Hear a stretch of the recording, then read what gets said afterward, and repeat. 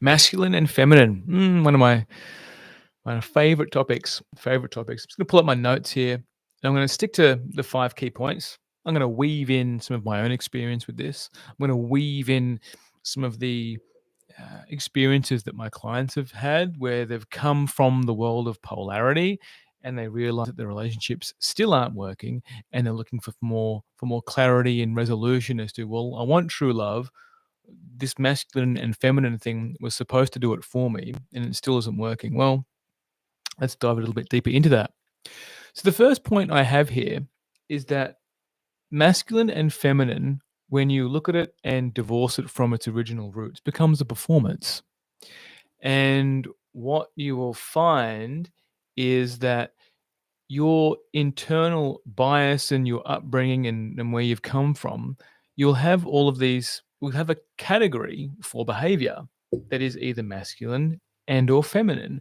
And then the more you dive deeper into any study on it, you will see that, oh, the feminine is this trait, it's like it's flowy, etc.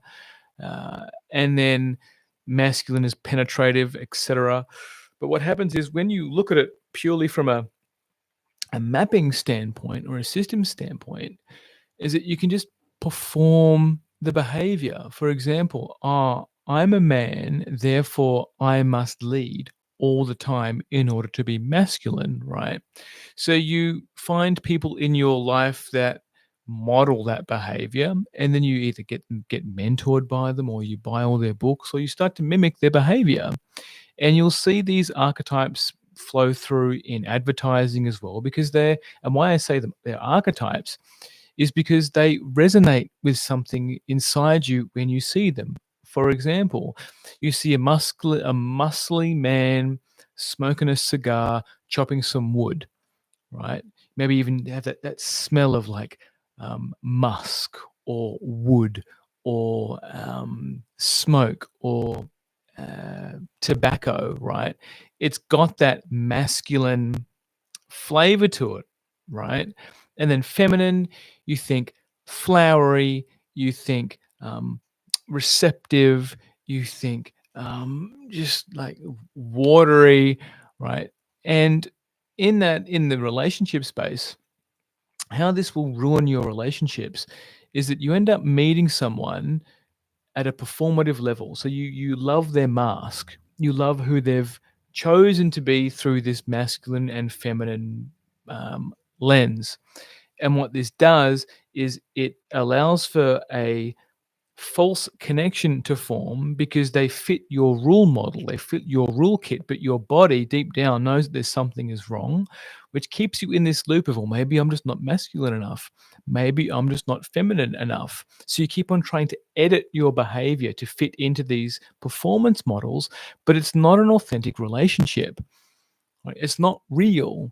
It's built on performance. It's built on something that isn't sustainable in the long term. And what I've found is that people who espouse the masculine and feminine polarity dynamics, once they have children added to the mix, the dynamic falls apart because it was a performance all along, and the child introduces a variable where you can't perform anymore. For example, the woman will need to step into her masculine in order to do some things. Maybe she needs to step into her masculine to give birth, right? The father, the husband, the male will need to step into his feminine to be with the child, to feel his feelings, to realize that he's not in control, right? So when you are looking at masculine and feminine dynamics from a performance point of view, and you step into a relationship like that, or you try it out in a relationship, it won't last because it's not authentic. It's not who you really are. You can't separate these two forces, these two labels for energy, into separate things and then try and embody them step by step with a 5-step or 20-step or 30-step program. It's not how it works. The work can be useful to understand what options for behavior is available if you're someone who's quite rigid or hasn't really developed a core self. Exploring the edges of those can be really useful. But at the end of the day, it's not going to form an authentic relationship for you. It's just going to form another version of a relationship that you've had in the past, which is better performance because you both have a script to run off. The next one here is perfectionists is well, perfectionists also love to perform. Back to that first point. Perfectionists are hypersensitive to doing something wrong. Okay. So if you subscribe to being a perfectionist or you suffer from perfectionism, then what you'll find is your internal rule kit. So a perfectionist has to have a rule kit inside of them to see if they're being perfect or not. Masculine and feminine create a new rule kit, like a list of rules that if they're not following those particular guidelines, they are not perfect. Therefore, it's their fault that they are not getting into the correct relationship because they're not following the masculine and feminine rules correctly. So, perfectionists are hypersensitive to doing something wrong, which means they'll also be hypersensitive to their partners doing something wrong, where one might condemn the other for not being too feminine, not being feminine enough, or not being masculine enough, right? Labeling them, labeling them not enough of X trait is not going to actually help your partner move through whatever they need to move through. For example, a lot of the women that they're both sexes, a lot of the women that I work with, so they want a masculine man, one that steps up and leads and yada yada yada. And they've done the feminine thing of surrendering and letting go, and he's still not stepping up and leading. Those things are still being neglected. The stuff that needs to be done is not being done. It's like, yeah, that can be from a polarity thing, and it can also be something much deeper, like the pattern underneath the pattern, which love mapping shows up, where you can't just magically assume that, oh, he needs to be more masculine. Maybe you need to be more masculine about something. Maybe you need to end the fucking relationship, right? So in that dynamic, the perfectionist part of you or us or him or her who gets stuck in the masculine and feminine dynamic, they'll just get off on it because they can say that, oh, you're not masculine enough, you're not feminine enough, and that's why I wanted to either end the relationship and or we need to keep tweaking this dynamic. So at some point we're going to reach this beautiful harmony where it's just always easy. Can tell you right now, if you subscribe to masculine and feminine, how it's currently being espoused and published, it's not going to be an easy relationship. It will not be. It will be drama ridden ruin. But maybe that's what you grew up in childhood and there's just mimics the same pattern.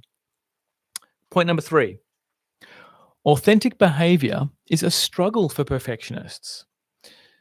Perfectionists, also known as the rigid survival pattern, and on the love map in its negative state, it's the maze of performative perfection. I mean, you are improper disabled. You cannot be improper. In fact, you might need to take drugs in order to be improper. Alcohol, some kind of barbiturate or stimulant or psychedelic to be improper, because the rule kit in your body, well, the rule kit is built into your body, so you hold back. So authentic behavior is a struggle for perfectionists. So they're vigilant for things that break the rules. For example,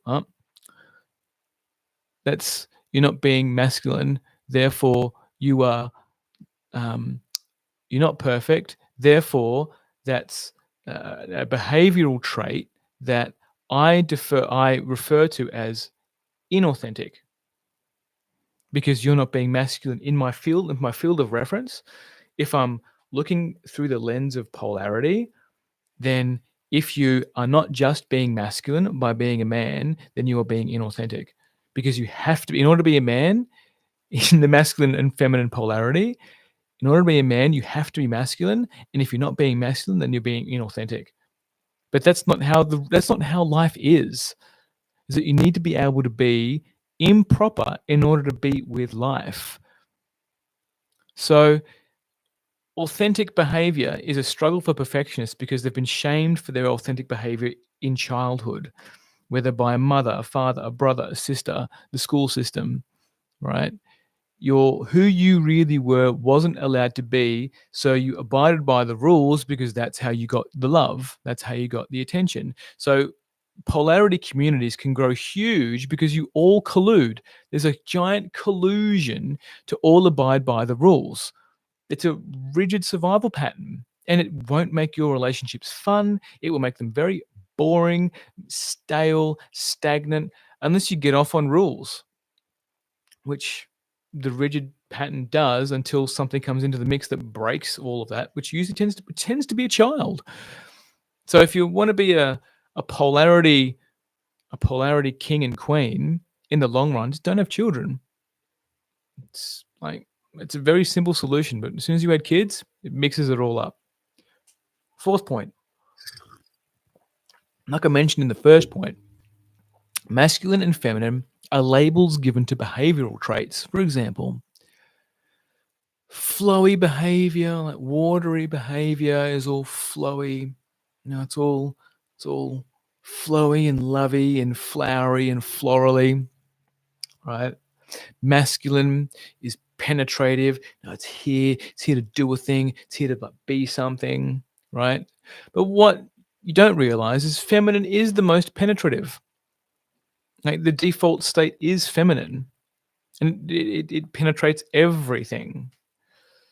So there's a distortion in how polarity is being sold right now, which backs into religious programming, backs into conservatism. So it fits quite snugly into religious trauma, which is why it's so popular right now, especially in New Age and spiritual communities and tantric communities that usually they've come from some form of religious trauma. So polarity just fits right in there. So yeah, cool. We're not going to be our authentic selves. Let's just choose masculine and feminine, and just that fills the void that religion left when we left religion. That fills the void for us. Maybe you are someone who still subscribes to religion, and the Bible in particular, all the Abrahamic religions do espouse or preach a very masculine and feminine model that's locked into your biology. That's not how it works. That's not how life's work, especially from this point moving forward. That's not how life is going to be. For example, is when you right now polarity is attached to the biology, and yes, there can be some inherent traits that come with biology, like testosterone and estrogen. They both exhibit particular behavioral traits, but you can't just apply the same thing to the entire behavioral spectrum. It's been divorced. Masculine and feminine have been divorced from the original principles back in 400 BC, the yin and the yang. They were complementary forces that everybody and everything had inside it. It was part of everything. Now they've become sterilized and separated and put man masculine, female feminine. It's the scientism of masculine and feminism. It's been dissected to such a point that it's lost all of its fundamental meaning. Masculine is not man, feminine is not woman. Get that straight. Masculine is not man, feminine is not woman. There's two labels. Masculine and feminine are labels given to energy types that exhibit in the world. You can actually remove masculine and feminine from your vocabulary and be just fine. Fifth point is being perfect is how kids that adopt these dynamics got love, not real love. Right? It was conditional love. They weren't loved for who they were. Right? They were loved for their performance. For example, you're a bad boy if you leave out your toys, or if you yell at mummy, or if you yell at daddy. Right? You're a good boy if you packed away your toys. You're loved if you listen to mummy's feelings. You're a bad boy if you defended dad when mummy is bad mouthing him. Right? So what happens here is you are unconsciously given rules of how to be loved, and again, these back perfectly into the religious programming. They pack perfectly into polarity, where if you are man, you must be masculine. Therefore, you can only be loved as a man as masculine. And if you're a woman and you are not feminine, then you will not be loved for being who you are, right? So this is the deepest bypass of what it means to be a human, is that just adopting a new behavioral trait is not going to help you find true love. What helps you find true love is being who you really are at the core. If you're going to be a feminine man, be a feminine man. If you're going to be a masculine woman, be a masculine woman, right? And if you can't love that part of you and who you really are outside of the wounding, because we can get injuries to overcompensate for life. Like for example, like an overly effeminate man will be afraid of his assertiveness and putting down boundaries. You know, an overly masculinized woman will be afraid of her feelings, the depth of her feelings, right? And so if you've genuinely moved through a lot of this inner work stuff, how to look at the shadow, how to look at what's going on in your body, there's no real tension going on in your body, and you're just naturally quite a masculine woman, then that's who you are. You need to love that and own that. And then when you actually own and embody that and love that, you naturally attract the complementary partner for you. Same thing with the effeminate man.